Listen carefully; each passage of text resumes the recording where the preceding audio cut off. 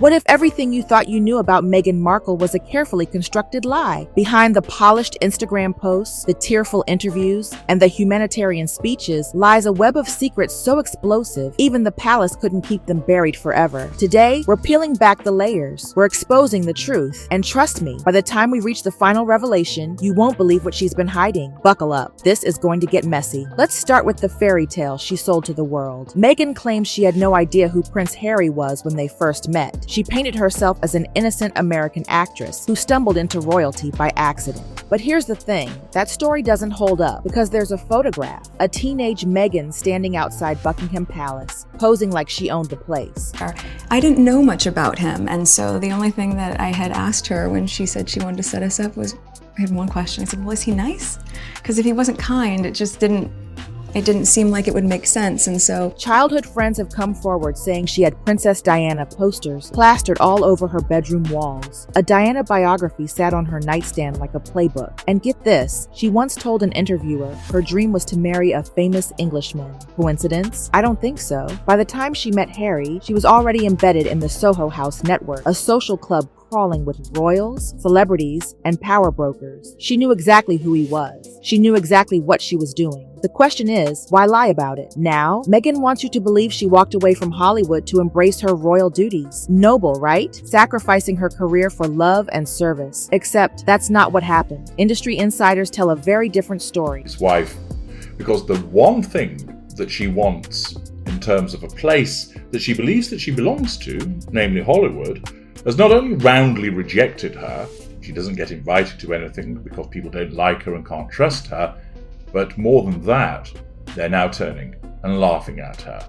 She is an object of ridicule. Word on the street, Meghan wasn't walking away from Hollywood. Hollywood was walking away from her. She was allegedly blacklisted. Her networking tactics were raising eyebrows. Doors were closing fast. And then, conveniently, she became a duchess. Suddenly, the narrative shifted. She wasn't a struggling actress anymore. She was a modern-day Cinderella. But the truth? Marrying into the royal family wasn't about love or duty. It was survival. It was her exit strategy. And speaking of Hollywood secrets, let's talk about those luxury yacht trips. Through her Soho House connections, Meghan allegedly attended exclusive events on super yachts, the kind where producers, financiers, and moguls mingled with aspiring actresses. Think casting couch, but floating. Her name reportedly appeared on guest lists alongside shady middlemen and powerful players. These weren't innocent networking events. These were transactional, calculated, and yet, this chapter of her past has been scrubbed cleaner than a crime scene. Why? Because it doesn't fit the brand. It doesn't fit the image she spent years crafting.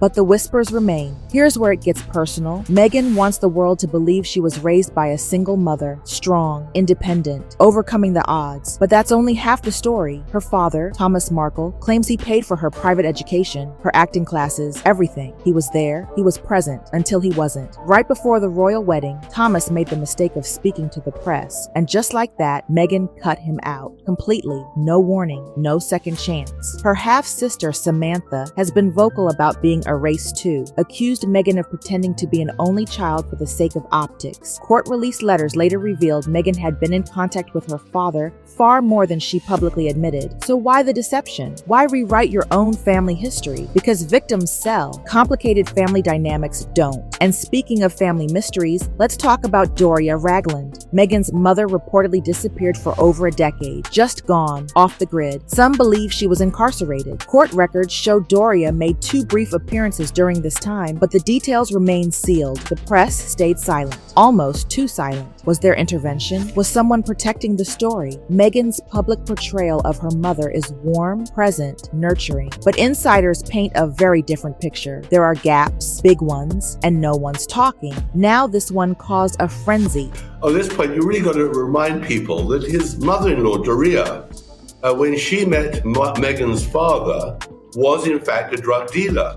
And one of the things, which all detailed in my book, is legally safe, don't worry.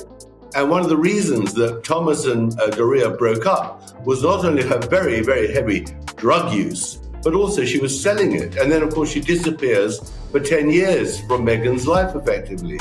Legally, I can't tell you why. But there's no doubt that drugs played a big part in her life. When Meghan announced her pregnancy, people were thrilled. But as the months went on, something felt off. Her belly seemed to change sizes overnight. In some photos, it looked huge. In others, barely there. She was bending down, squatting in heels, hugging people with full force, all things doctors usually warn against in late pregnancy. Critics began speculating she was wearing a prosthetic bump, a moon bump, they called it. What the hell is in that bump? Half of Wembley Stadium? Like, what is it? So I'm looking at that and I'm like, what? How many babies did she have? It doesn't, to me, actually, I never bought into the conspiracy theory that she was never pregnant. But looking at that, I'm beginning to think that's some fat suit she's borrowed from Hollywood. It just doesn't look normal, does it? But I mean, look, she just wants to be a Kardashian, doesn't she? She just wants to be famous in any way possible. She wasn't a particularly good actress. And then came the birth. Meghan and Harry refused to reveal the hospital, the medical team, or any verifiable details. The secrecy was unprecedented, even for royals. So what were they hiding? Was it about privacy, or was it about something else entirely? Meghan is slut dropping there with her bump because she's so concerned about the fact that many people have got wise to the fact that it's probably not real. That's so sad, isn't it? The first thing I thought when I saw it is, oh, she's trying to prove that she was pregnant, because there have been all these rumors for so long that she didn't actually give birth to those children. But it didn't even look like she was truly pregnant in the video. It was weird, the ball that she was holding while she was dancing.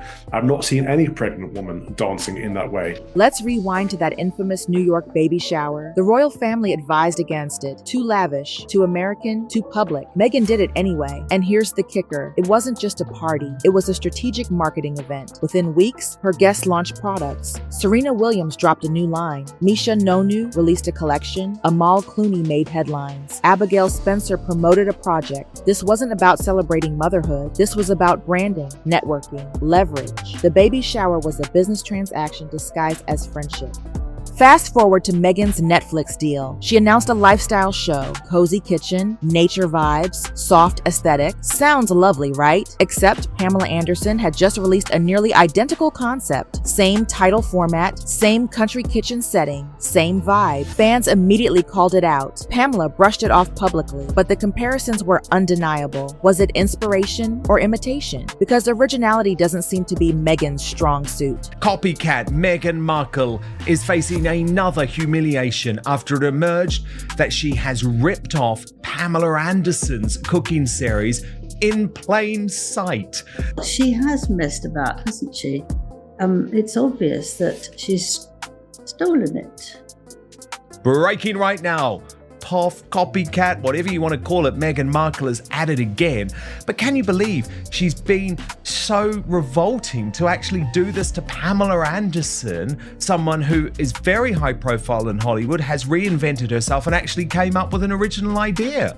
Speaking of Netflix, let's talk about Spotify. Meghan secured a massive deal for her podcast, Archetypes. Huge budget, high expectations, and then it tanked. Reports revealed that staff members conducted most of the interviews. Meghan only showed up when A-list celebrities were involved. The recordings were edited to make it seem like she had spoken to every guest personally. Critics called it staged, inauthentic, a vanity project. Spotify canceled the deal early. Meghan walked away with millions and a tarnished reputation. But the other thing is that she apparently doesn't interview many of the people. She's believed not to even have interviewed the Canadian Prime Minister's wife.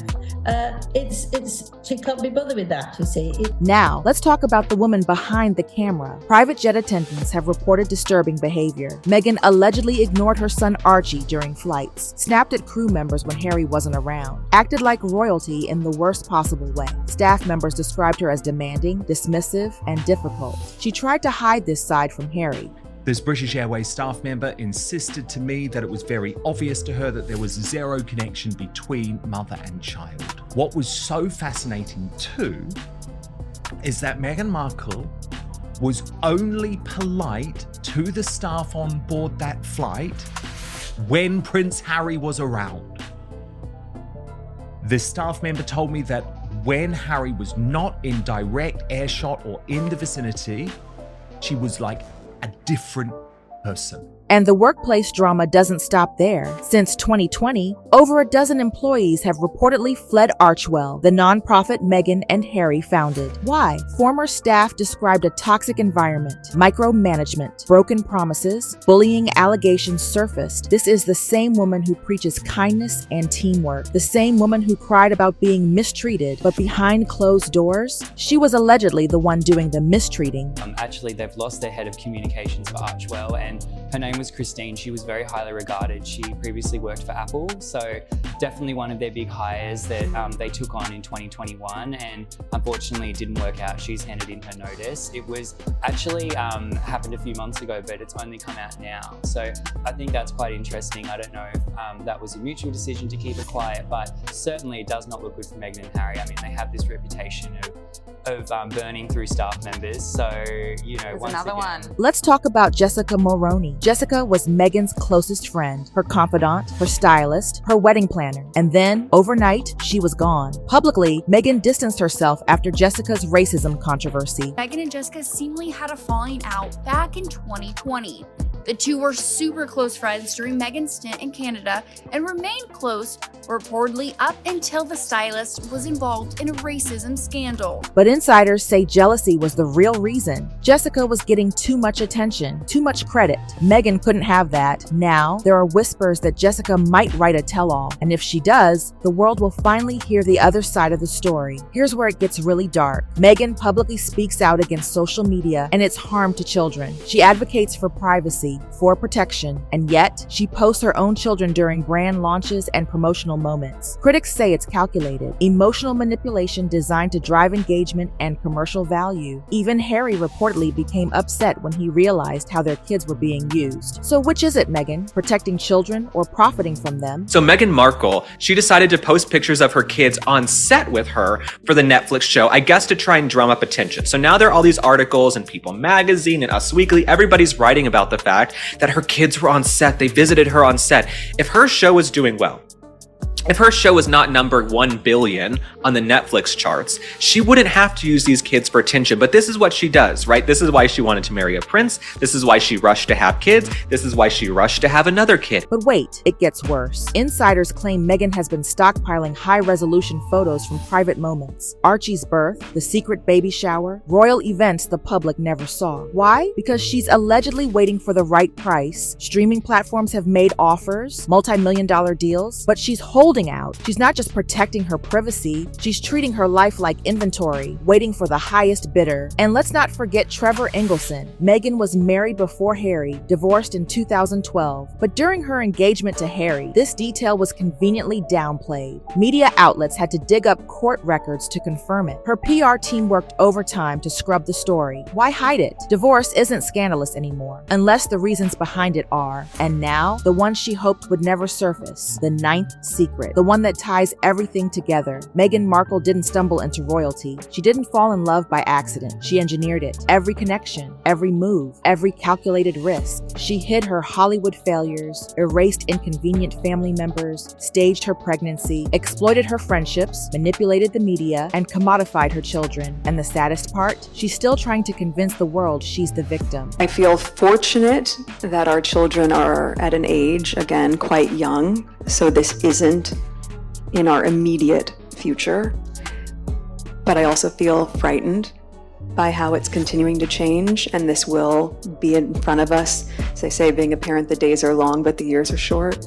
So there you have it, 15 secrets Meghan Markle tried to bury, 15 lies she hoped would never see the light of day. But the truth always finds a way. Now I want to hear from you. Which secret shocked you the most? Drop it in the comments below. And if you want more deep dives like this, exposing the stories the mainstream media won't touch, hit that like button, subscribe, and turn on notifications. Because trust me, we're just getting started. Thanks for watching. I'll see you in the next one.